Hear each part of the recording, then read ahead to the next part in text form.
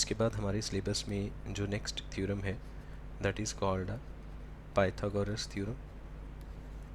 Pythagoras theorem Pythagoras theorem क्या कहती है कि अगर एक ट्राइंगल में एक एंगल 90 है तो इसके सामने वाली साइड जो है that will be called hypotenuse, और बाकी बचती हुई दो साइड्स में एक परपेंडिकुलर होगा और एक बेस होगा।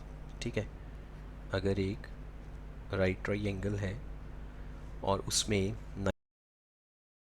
हाइपोटेन्यूज बोलते हैं, बाकी दोनों में से कोई एक परपेंडिकुलर है कोई एक स्क्वायर है, तो पाइथागोरस थ्योरम क्या कहती है कि हाइपोटेन्यूज का square that will be equals to perpendicular square plus base square. बस ये सिंपल सा कॉन्सेप्ट है पाइथागोरस थ्योरम का।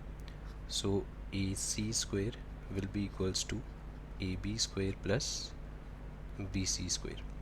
Square of hypotenuse will be equals to sum of squares of other two sides. ठीक है जी, जो बाकी दो साइड्स हैं उसमें से एक परपेंडिकुलर है एक बेस है।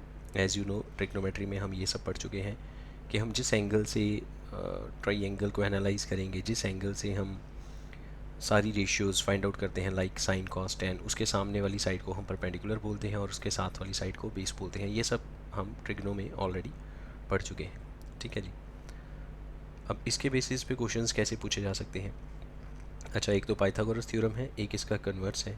पाइथागोरस को इन शॉर्ट बोलते हैं पीजीटी, और इसका जो कन्वर्स है converse of Pythagoras theorem that is called सीपीजीटी।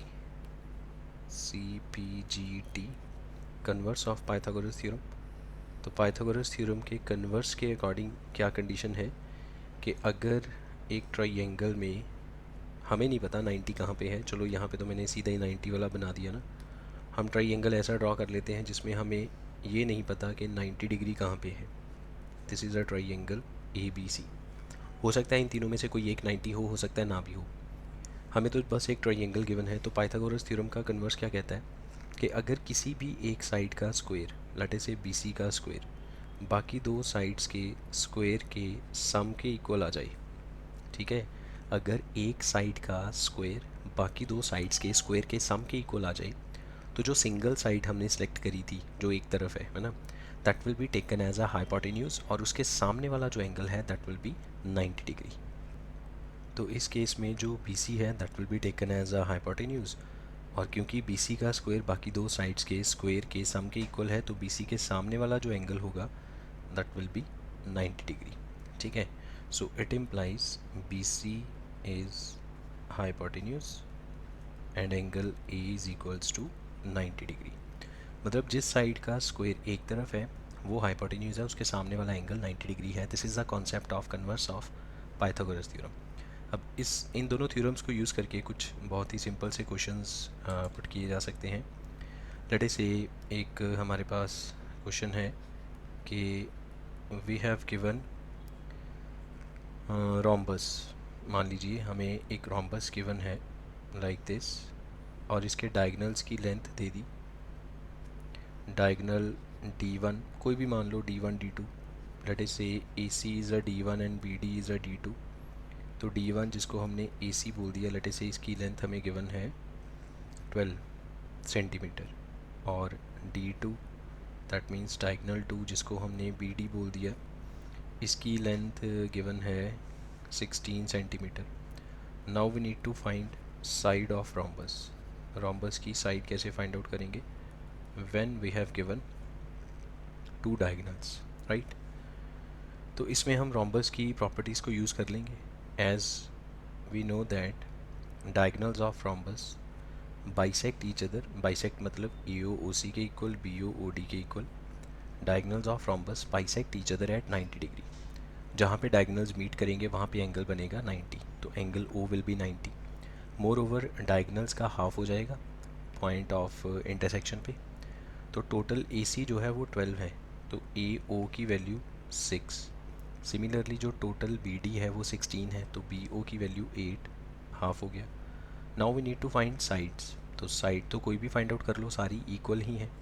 सो हम एक ट्राइंगल यूज़ करेंगे AOB, इसमें पाइथागोरस थ्योरम अप्लाई करेंगे। एंगल O पे 90 है, तो ओ के जो सामने वाली साइड है that will be taken as a hypotenuse. O के सामने वाली साइड है ए बी, तो A B square is equals to A O square plus B O square, and this is by Pythagoras theorem. बाकी सब जो properties है वो मैंने वैसे ही बोल दी हैं। आप लिख सकते हैं कि diagonals of rhombus bisect each other at 90 degree, therefore AO is equal to OC is equal to half of AC, मतलब 6 हो गया। सिमिलरली BO OD इक्वल है तो टोटल 16 था, हाफ करके 8 हो गया। यहाँ पर अब वैल्यूज़ पुट करेंगे सिंपली। AO की value 6 square plus 8 square, so this will be 36 plus 64 which is equals to 100. This is a AB square, so AB will be a root 100 which is equals to 10 centimeter. So this is the side of the rhombus. ठीक है, ये हो गया question by using concept of Pythagoras. अच्छा, अब converse of Pythagoras को use करके कैसा क्वेश्चन पुट किया जा सकता है कि लेट से हमें 3 साइड्स दे दी जाएंगी। मान लीजिए हमें ये 3 साइड्स दे दी 4, 5, 6 centimetre. These are the sides of any triangle. अब हमें चेक करना है कि ये जो ट्राइंगल की साइड्स गिवन है क्या ये वाला ट्राइंगल राइट एंगल है या नहीं है।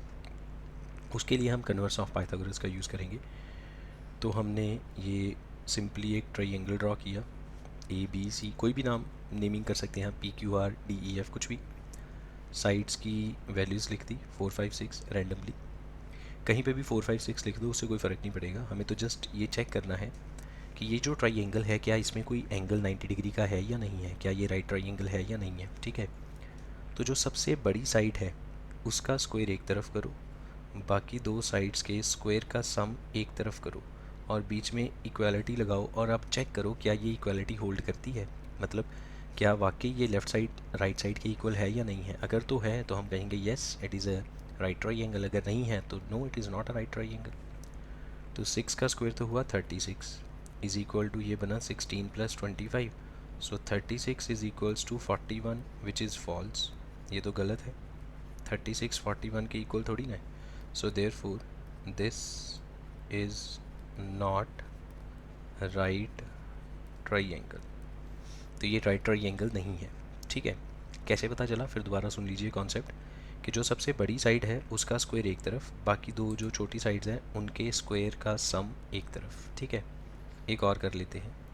Late us say we have given sides 3, 4, 5 centimetre. सब साइड्स की जो लेंथ है वो सेंटीमीटर में है। ठीक है, तो हमने यहाँ पे एक ट्राइंगल ड्रॉ किया। लेट अस से this is a triangle ABC 3, 4, 5, किसी भी तरह से लिख लो आप, उससे कोई फ़र्क नहीं पड़ता। हमें तो जस्ट ये चेक करना है कि ये जो भी ट्राइंगल बनेगा इसका जो भी नाम होगा क्या उसमें कोई एक एंगल 90 डिग्री का है या नहीं है। हमारा पर्पज़ तो ये है चेक करना। तो हमने क्या किया, जो सबसे बड़ी साइड है उसको एक तरफ रखा और बाकी 2 साइड्स के स्क्वायर का सम एक तरफ रखा और बीच में इक्वल टू लगा दिया। अब हम इसको सॉल्व करेंगे और चेक करेंगे क्या LHS RHS के इक्वल है। अगर तो है तो हम कहेंगे yes it is a true and this is a right triangle. अगर नहीं है तो it is a false, this is not a right triangle. 5 का स्क्वायर हुआ 25, 3 का स्क्वायर 9, 4 का स्क्वायर 16, तो 25 इज़ इक्वल्स टू ये भी 25, so this is true which is true statement. ये तो सही है, 25 25 के इक्वल है। So therefore it is a right triangle. और ये कौन सा कॉन्सेप्ट यूज़ किया, by converse of PGT। Converse of PGT के अकॉर्डिंग यही था ना कि एक साइड का स्क्वायर एक तरफ करो, बाकी दोनों का एक तरफ करो। अगर ये इक्वल आ जाए तो ये राइट ट्राइंगल है, अदरवाइज़ नहीं है।